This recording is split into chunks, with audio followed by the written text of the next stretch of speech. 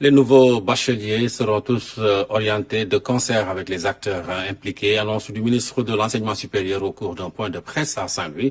Les universités sont capables de recevoir les étudiants orientés, sauf celle de Ziguinchor, où les travaux d'extension sont en cours.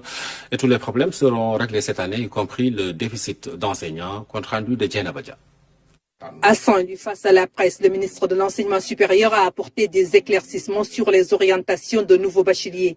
Un travail fait dans la transparence. Nous avons eu un accord avec les recteurs et le syndicat autonome des enseignants du supérieur et beaucoup d'autres partenaires.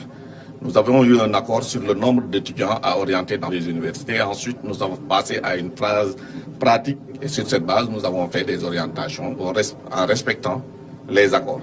Il poursuit que toutes les universités sont en mesure d'accueillir le nombre de bacheliers qui y sont orientés, sauf celle de Ziguinchor.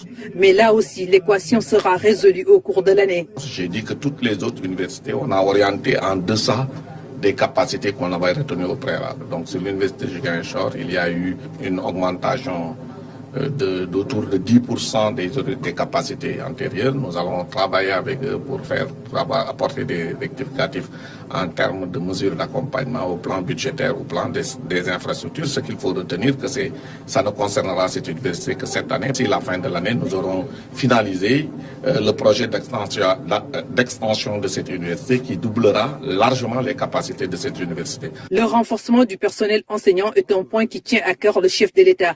Certaines initiatives sont prises pour atténuer le gap.